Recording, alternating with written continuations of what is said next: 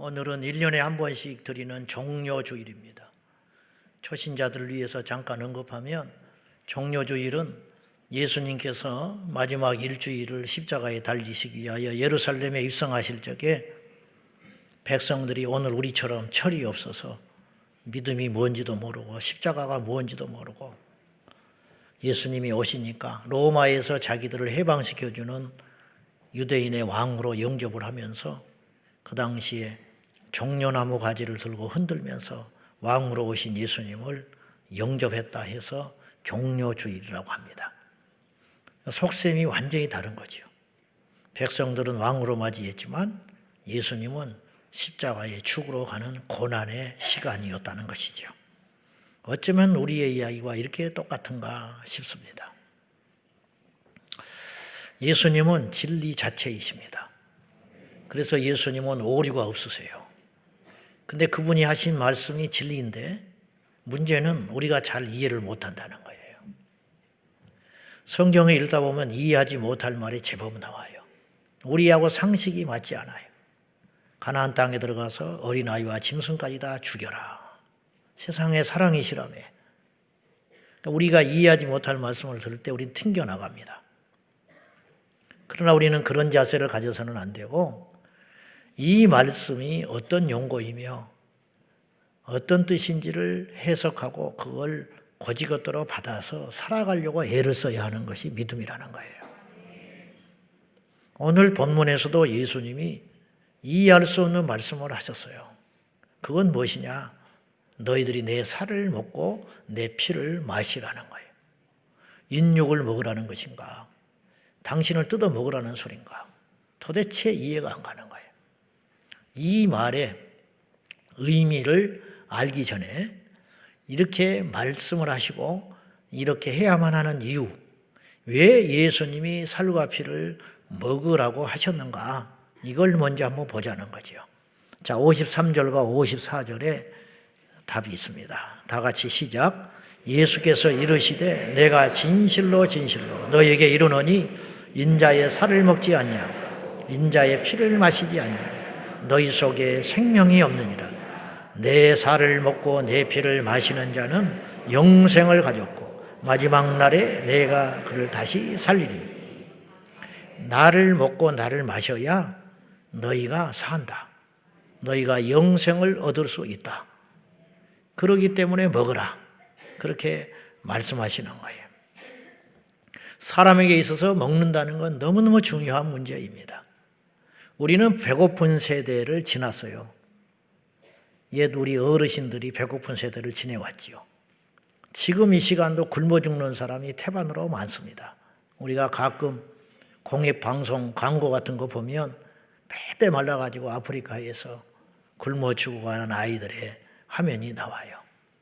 그 아이들이 방송에 탈 때는 이미 죽었을지도 몰라요.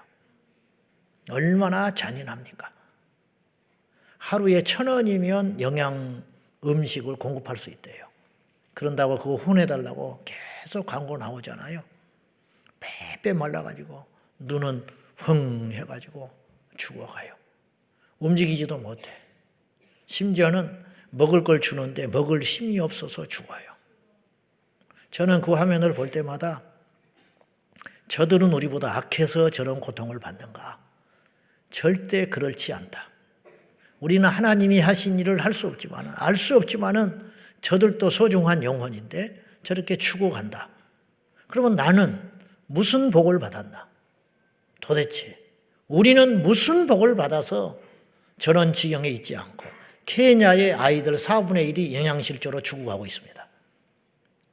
케냐의 4분의 1 아이들이 빼빼 말라서 죽어가요. 더 참혹한 것은 그들은 단순히 죽음으로 끝나지 않고 그들의 영혼이 예수님을 몰랐기 때문에 지옥에 떨어진다는 거예요. 그러니까 이 말이 납득이 안 되죠. 하나님이 그럴 수 있냐고. 모르겠어요. 하나님이 왜 그러는지 몰라. 한 가지 분명한 건 오늘 우리에게 믿을 수 있는 기회를 줬다는 거예요. 이 사랑을 거부한 것이 얼마나 큰 죄인가.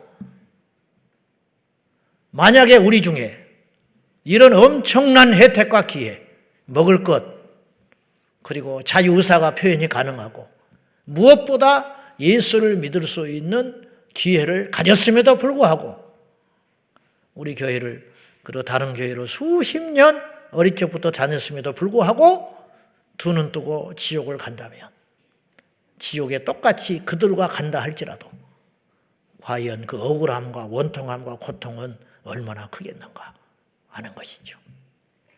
좀 말씀이 빗나갔습니다마는 사람에게 있어서 먹는 건 얼마나 중요한지 몰라요.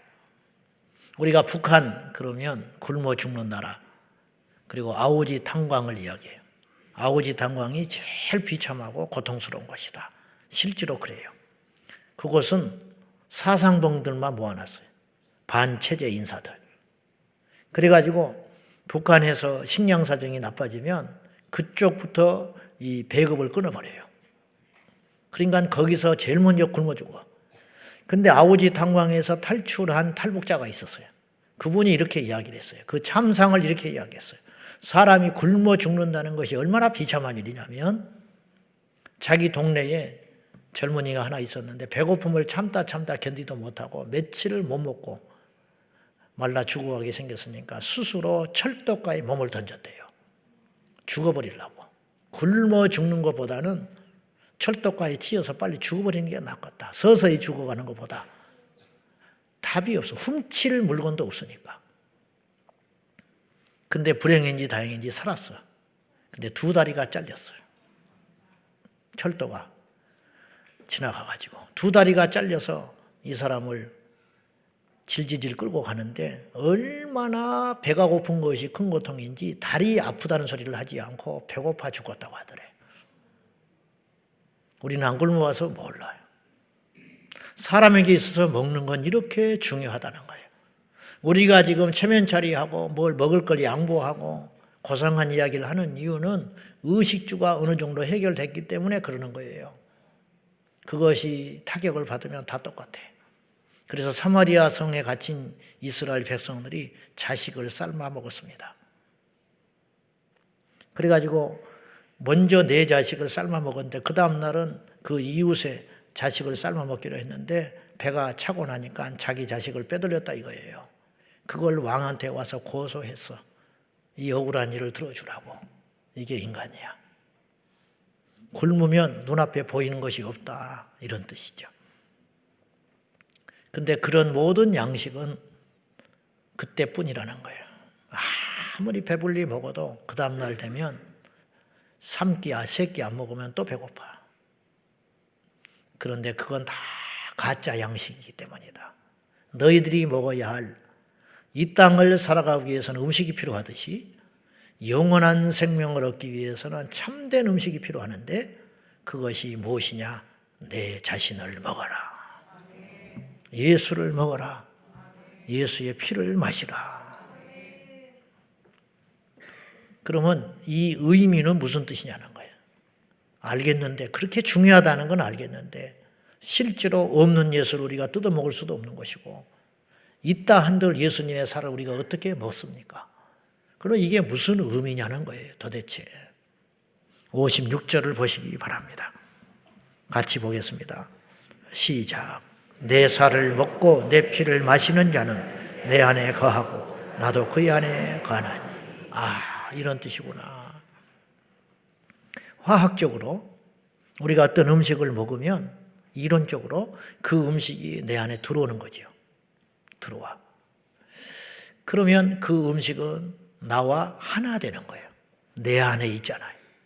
밖에 있는 음식이 내 안에 들어오므로 나와 일치가 된다. 이런 의미로 예수님이 이 비유적으로 말씀하신 거예요. 우리가 술을 먹으면 만약에 술을 먹는다 치면 술이 들어와서 술이 나를 지배해요. 그래서 처음에는 술을 먹지만 나중에 술이 그 사람을 집어삼킨다잖아요. 그래서 술이 그 사람의 인격, 그 사람의 기질, 그 사람의 행동을 완전히 바꾼다고요. 자기는 반드시 걸어간다고 그래요. 그런데 반드시 걷고 있지 않아요. 반드시 걸을 수 없어요. 이 사람은 술을 안 먹으면 점잖고 남한테 말도 한마디 못하는 사람이에요. 근데 술을 먹고 나면 어디서 그 용기와 힘이 나는지 막 말을 해요. 그리고 나서 술이 깨면 기억이 안 난다는 거야. 우리 친구 중에 하나가 얼굴이 이렇게 술을 먹고 땅바닥에 부딪혀가지고 상체견에서 왔어. 그래서 너 왜 이렇게 사냐? 그랬더니 아스팔트가 자기한테 올라왔대. 아스팔트가 그 머리를 칠 리가 있어요? 지가 가서 쳐박았지. 쳐박고 싶어서 쳐박겠습니까? 이게 안 되는 거예요. 제어가 안 되는 거예요. 술에 취하면. 예수님이 말씀하셨어요. 나를 먹어라. 내 피를 마셔라. 그러면 내가 너에게로 들어가. 그렇죠? 우리 안에 예수님이 들어오는 거예요. 들어오면 어떤 존재가 되느냐? 내가 예수에 취한 존재가 되는 거예요. 예수의 사람이 된다는 거예요. 예수님의 통제를 받고 예수님의 지배를 받고 예수님의 인격이 우리를 통해서 나타나는 것이라는 거예요. 이것을 주님이 원하셔서 나를 먹어라. 그리고 나를 마셔라. 그렇게 말씀하는 거예요. 이것은 이때만 말씀하신 게 아니라 우리 주님께서 기독교 전승사 속에서 계속 이렇게 기념하라고 이야기하셨어요.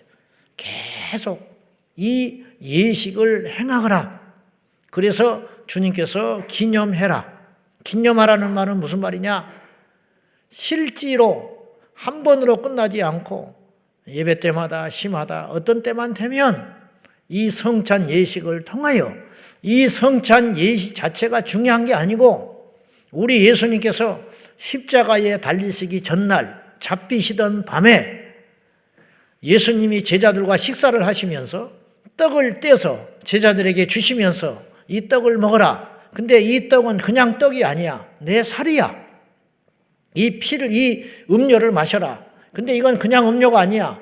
내 피라고 믿어. 그렇게 하면서 이것이 일회성으로 끝나지 않고 계속 기념하거라. 그래서 초대교회도 계속 이걸 해왔어요. 그래서 초대교회가 오해를 받았어요. 뭐냐? 사람을 잡아먹는다고. 우리나라 한국 선교사님들이 성만찬을 할 때 서양 사람들이 아이 잡아먹는다고 소문이 난 거예요. 성찬 예식을 이해를 못해가지고. 그래서 초대교회는 수많은 기독교인들이 이 오해를 받아서 죽었어요. 그럼에도 불구하고 이 성찬 예식을 포기하지 못했던 이유는 단순한 고집이 아니라 주님의 명령, 그리고 이만큼 이게 중요했다는 거예요. 결국 성찬 예식 자체가 중요한 게 아니고 성찬 예식을 통하여 우리에게 주시고자 했던 말씀, 그게 무엇이냐? 내가 너희 속에 들어가서 이제 너는 나와 하나가 되어 같이 살자. 말을 할 때 네가 말하는 자가 돼서는 안 된다는 거예요. 네가 어디를 갈 때 이제는 네가 가면 안 된다는 거예요. 나와 함께 가는 거야. 함께 먹는 거야. 함께 말을 하는 거야. 내가 너희 안에 함께 사는 존재가 되는 것.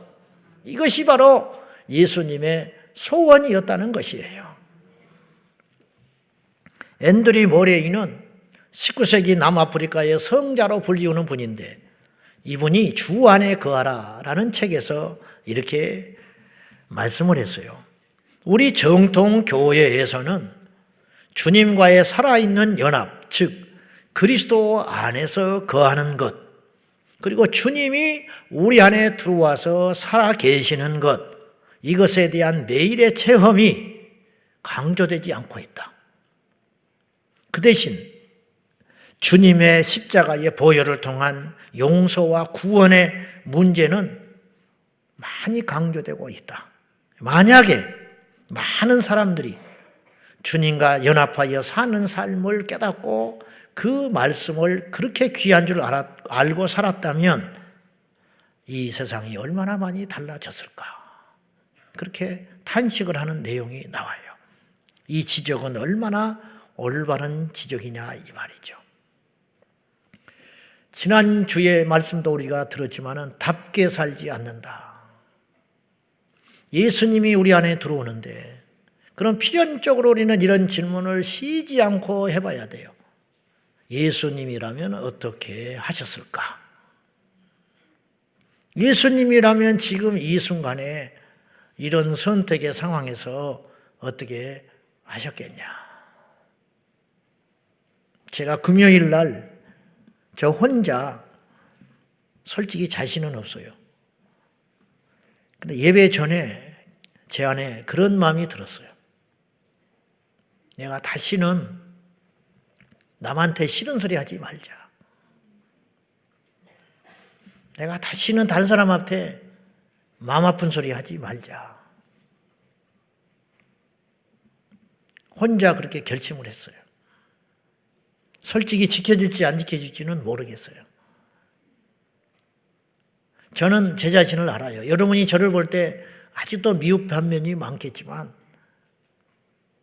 수십 년 목회하고 설교하고 기도하고 통곡하고 새벽마다 엎드려 있으면서 변화된 것이 이 정도 수준이야.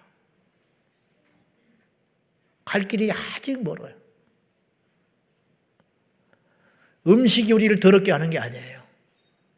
우리 안에 있는 것이 나옴으로 더러워지는 거예요. 주님이 그러셨잖아요. 오늘 이제 이 성찬에 참여하려고 합니다. 이 성찬에 참여할 때 꼭 잊지 말아야 할 것이 있어요. 우리를 먼저 살펴라고 고린도전서 11장에 말하셨어요. 너희 자신을 살펴라. 성찬에 참여할 만하냐? 만약에 자격 없는 자가 성찬에 참여하면 그 죄를 먹고 마시는 것과 같다. 두 번째, 절대로 성찬에 참여하는 너희들은 세상 사람들로 인하여 판단받는 사람이 되지 마라. 주차로 손가락질 받지 말라는 거예요. 자, 고린도전서 11장 31절과 32절 읽겠습니다. 시작.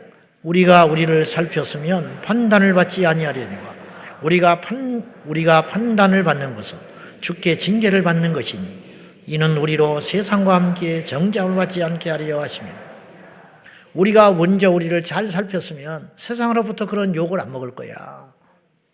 근데 깊이 성찰하지 못하고 우리 자신들을 행위를 돌아보지 않기 때문에 너희가 세상 사람으로부터 판단을 받는 거야.